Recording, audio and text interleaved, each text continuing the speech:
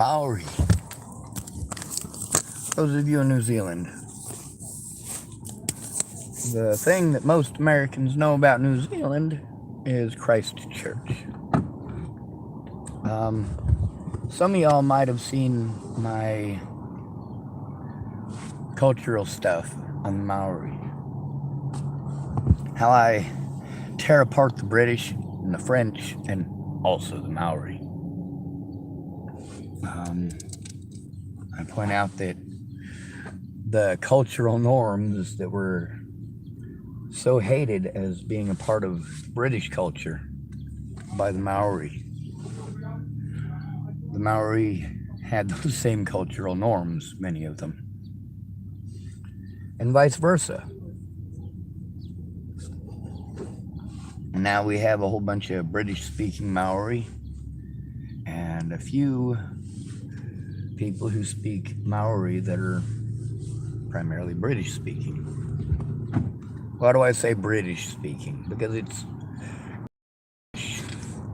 it's not English. It's very decidedly British.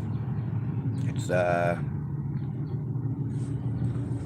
culturally their own, same as English, or same as American English, but it's British. American English is not culturally British, but it's close.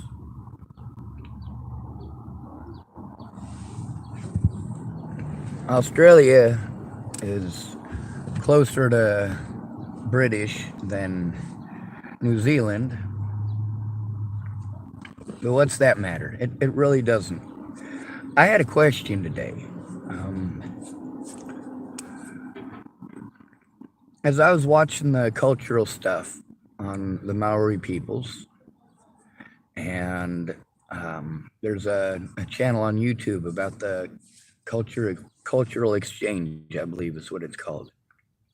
And they talk about the history of the Maori and the history of Eritrea and Aotearoa, which that's the question I want to know. Is Eritrea and Aotearoa, are those the same place? Or are those two completely different words? Is that like two different towns on the island? Or I don't know how to interpret that, I guess is the way to say it. I don't know what the word means. I've looked it up. I know that when they're talking about Eritrea, they're talking about a place. When they talk about Aotearoa, it also seems like they're talking about a place.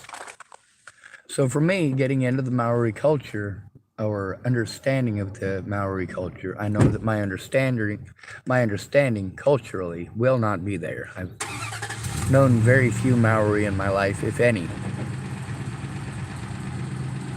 I've met a few Hawaiians, and I've met more than a fair share of Samoans. My God, we have Samoans here. It's easy to tell the Samoan peoples because they come in two sizes, extra large and extra small. Now, is that always true? No, but when I was growing up, it was.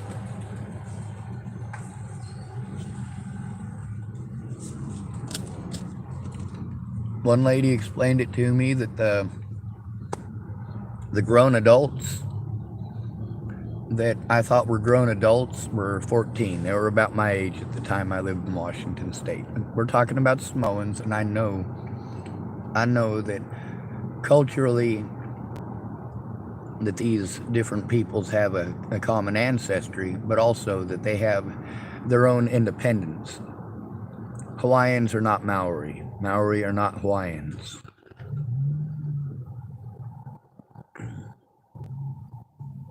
Now there's a few things culturally that do make sense to me, like some of the tattoos and what they mean. There's other stuff culturally that makes absolutely no sense to me. Like, why would you want to... I guess the Japanese might understand this a little bit better. The Japanese, it's an honorable death to take your opponent's head. And with the Maori, it's There's a special move that's culturally ritualistic for getting rid of your opponent as well, and it's a very special move with Taiaha, which is basically it's a spear oar. It's weird looking. I don't mean weird in a bad way. I mean it's very different from what we're used to in Western society. But what you do is you take the spoon end or the paddle end and you stick it in the side of their temple and try to pop the top of their head off. And that's supposed to be like giving a Roman a soldier's death. A soldier's death is on the battlefield, but if you were going to be put down as a Roman, then there was a clean way to do it, and it was a sword. There's two different places that they could do it. So we're talking about a lot of different cultures, right? Or I'm talking about a lot of different cultures. Now, I got to tell you, I do go off on the Maori. I also go off on both the good and the bad. And also, what's good and bad is really up to my personal understanding. I could say, oh, well, these are British people, so they're white like me, so they're in the right. I could say, hey, the Maori, they're underdogs like me, so they're in the right. I could say, culturally ritualistic deaths are friggin' gross. They're disgusting. It's nonsensical. But is it really nonsensical? I mean, people know there's 3 ways to fight a war. One of them is with the hearts and the minds of the people. If you give them what they want culturally, you are showing them what kind of a person you are according to that culture. According to the Maori culture, I wouldn't fit. My man is not right. I come from a bad lineage. I come from a lineage that cannot be traced back without research. I can't dictate my oral history of ancestors. But there was one of the YouTube things that was on, and I don't know why it was taken down because it wasn't.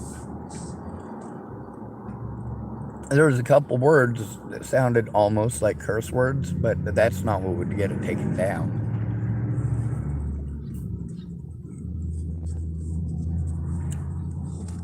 It's about a half hour long. The guy in it barely takes a breath. And he tells about his ancestors. Now, is he telling stories about these ancestors? No. Some of them he has a brief sentence to go along with them. But what he's doing is he's telling his ancestors all the way back to the beginning. And it took about half an hour, and I thought to myself, you know what? I had to learn some Shakespeare in high school. But soft, what light up yonder window breaks. It is the east, and Juliet is the sun. Arise, fair sun, and kill the envious moon, who is already sick and pale with grief that thou, her maid, art far more beautiful than she. And there's the other side too, huh? O Romeo, wherefore art thou Romeo? Deny thy father, and refuse thy name, for if thou wilt not, be but sworn, my love, and I'll no longer be a Capulet. Long-winded, isn't it? Imagine doing that for a half an hour of ancestors. It might not have been half an hour, but it was a super long video. The culture of ancestors. The Romans had a similar concept, but their concept was written. They also had the cult of the ancestors, where you would pray to your ancestors. Now, I don't know the difference between Arawatroa and Eritrea, and I probably pronounced the name Teaha wrong, but I have respect for individuals. I don't care what your father did. If your father was a rapist, that doesn't make you a rapist. It doesn't make you a horrible person. It doesn't mean that you have to be a rapist. You are not your father. In the Maori culture, it's much different, for as well as some of these Maori have explained it. But there's also the cultural differences between them and Hawaii. Samoans, the reason that I bring up Samoans is because I know some Samoans. I met some Samoans, got along with some Samoans, even had family dinner with Samoans. Well, Samoan birthday, I guess, is what I should call it. It's done outside. They set up the tables and invite the neighbors, even if you don't know them, even if it's the weird kid down the street, like me. And I've had a lot of people tell me the Maori are the same. That they're very giving and loving people. I've been told that the haka is a release of energy. That a lot of times the haka is because, you know, people get antsy basically, and they need a way to work it out. But also, by working it out with your coworkers. If you own a business in New Zealand, apparently you might have a haka for your business. If you don't know what that is, that's that cultural dance you guys know about from soccer games.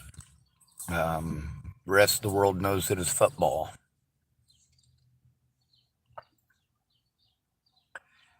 Well, those hakas are very cool. It's similar to a dance up in Washington State. God,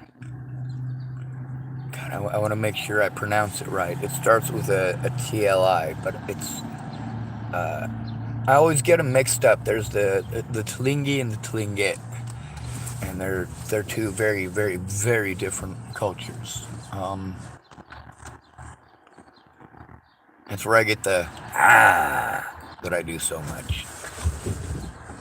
I take that from the Maori and their haka. There's also things that I practice in my speech. I used to do this stuff in front of the mirror. This right here. You know who I got that from? Might surprise you, being as I'm part Jewish, but that's Adolf Hitler. I'll give you an example. Meine schicke Schlumpe!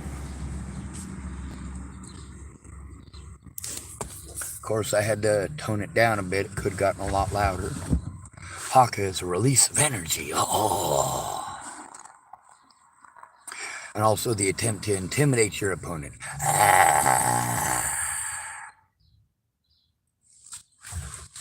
We also see that the Hawaiians had a haka of their own.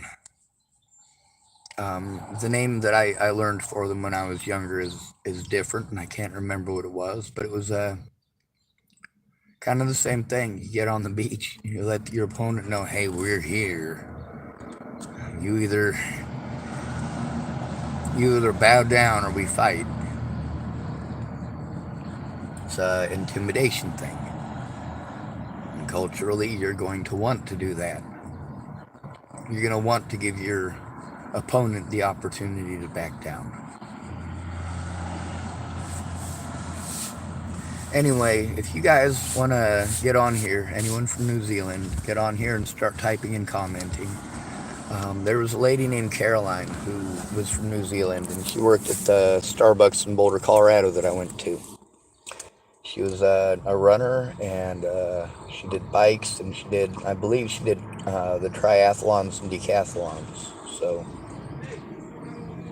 very healthy, very, very healthy woman. Very little body fat, though.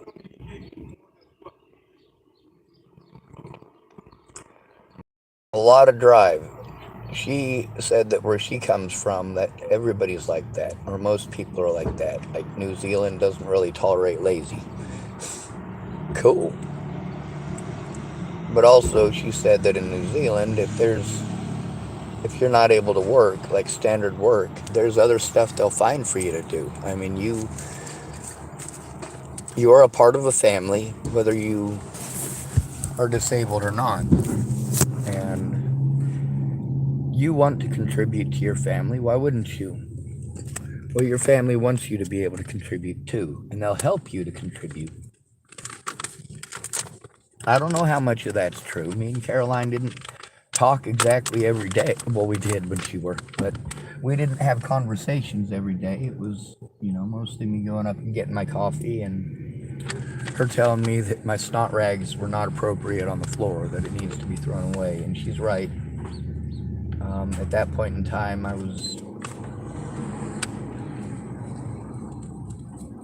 I had a container to put it in, but I had forgotten my container. And so I was tossing it on the floor where my container should have been. She came over and she said, "Sean, it's not appropriate to throw your snot rags on the floor." She was absolutely right. You guys can go through, you can see that I do tear down the Maori culture.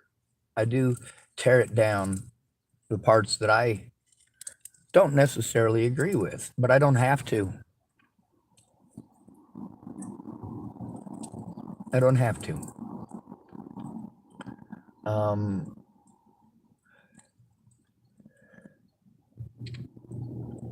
I guess I'm just curious about the Aroatroa versus Eritrea. And when I was going through my video thing, there's a little thing that if you don't press the right part of it, it'll take you to the part that tells you your demographics or whatever on your channel. And I noticed there was some people from New Zealand looking, so I figured, you know what, this is a good time, good opportunity to ask. I'm trying real hard to keep myself distracted, to not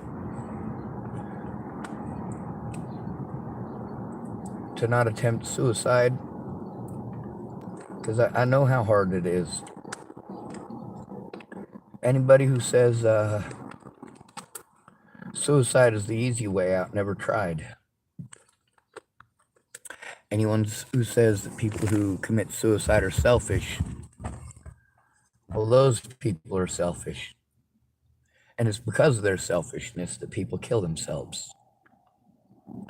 When you have a brother who needs help, and he comes to you for help, and you blow him off, and then he kills himself. He killed himself to blow him off, not because he's a coward,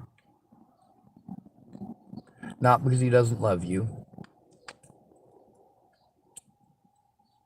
but because he had a problem, and he went to family, he went to his trusted adult.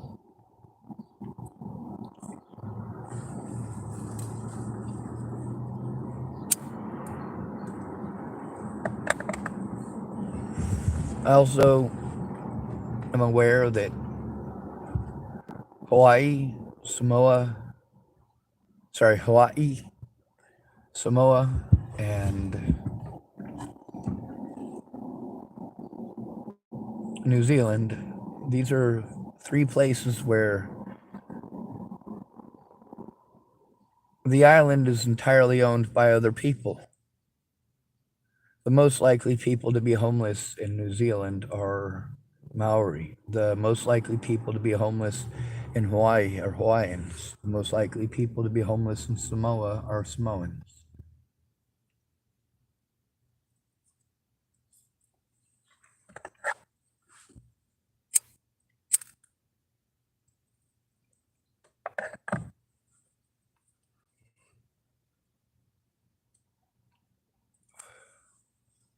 The land is all owned by somebody else. Now it is time for redistribution of wealth.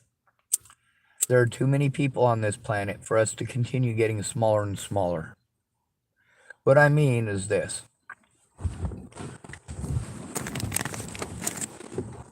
Let's say this is your country. This thing right here is one part, this is another part, this another part. These are 3 different sections, right? Each one of them owned by a different person. When you got a rich person who owns this, they got a lot of money, they're collecting a lot of money, they've got a lot of wealth. When these people get poor, it all becomes property of this person. When this place can't pay it all, it becomes property of this person. Then you've got all the people that live here, and live here, and live here, but they don't own it. It's not theirs.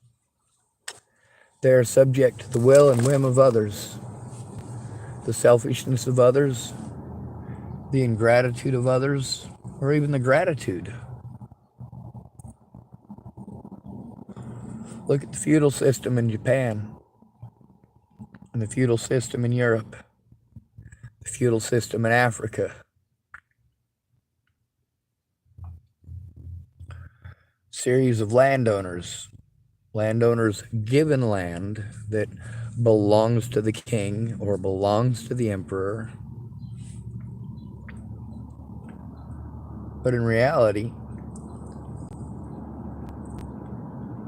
there's all those people that live there. All those people.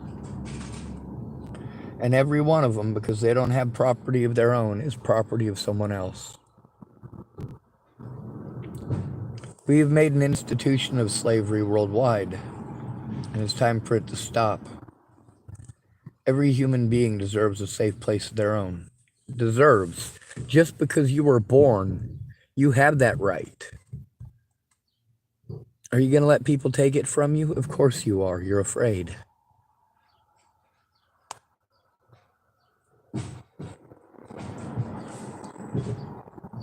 It's easier to do what you're told, isn't it?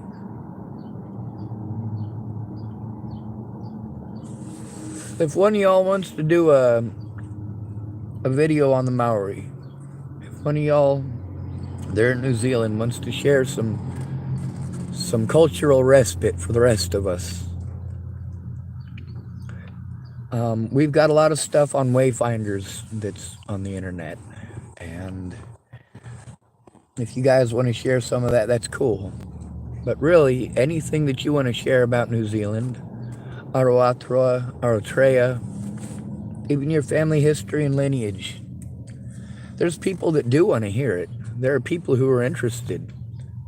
There are people who, they spend their lives in diverse culture.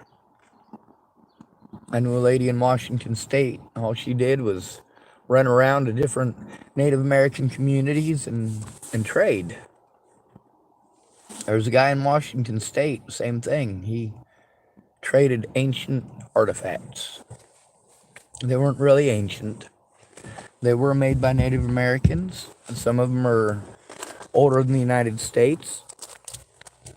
But was it a thing where he was running around all these places trying to make a profit off of things that belong to the natives? No. What he did was he would take an item that is being gifted to another nation, and he would transport it to the other nation.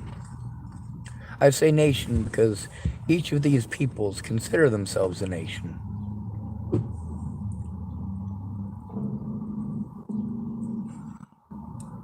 New Zealand seems to lack that.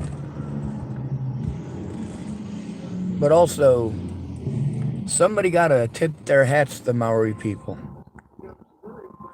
What they've done culturally with the United States and the natives here, as well as in Australia, as well as Hawaii.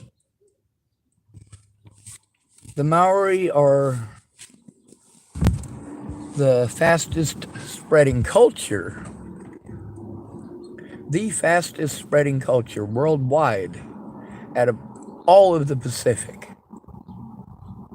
It's spreading faster than people's knowledge or understanding of Japan.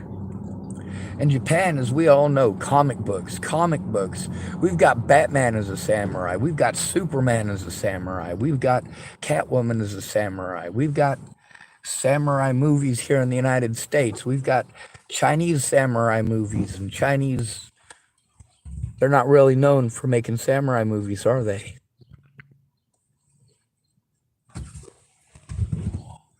But the Maori, it's not a war that brought that to us. It wasn't a taste for the Orient, Victorian era. No, this is the Maori people themselves spreading their culture. Spreading their culture to Hawaii. Coordinating with people from Hawaii. Not only that, the Maori have been to Washington State. Washington State to coordinate with people there. They've also coordinated with native tribes from the Midwest. That means that these seagoing people went across land to the inner part of the United States to talk to natives in some very, very dry, arid regions. Did they walk? Was it a walkabout like we talk about when we talk about Australians? All people really know about the Aborigines is the walkabout. The walkabout! Of course, most of us can't pronounce it that way. I can't. We do deserve to know a lot more about the Aboriginal people from them themselves, not from white Australians. And we deserve to know from the Maori people themselves, not from white New Zealanders. Because although they may live on the same island, culturally they are very different.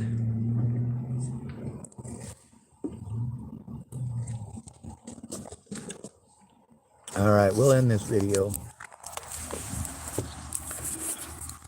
Thank you for sharing. Be safe.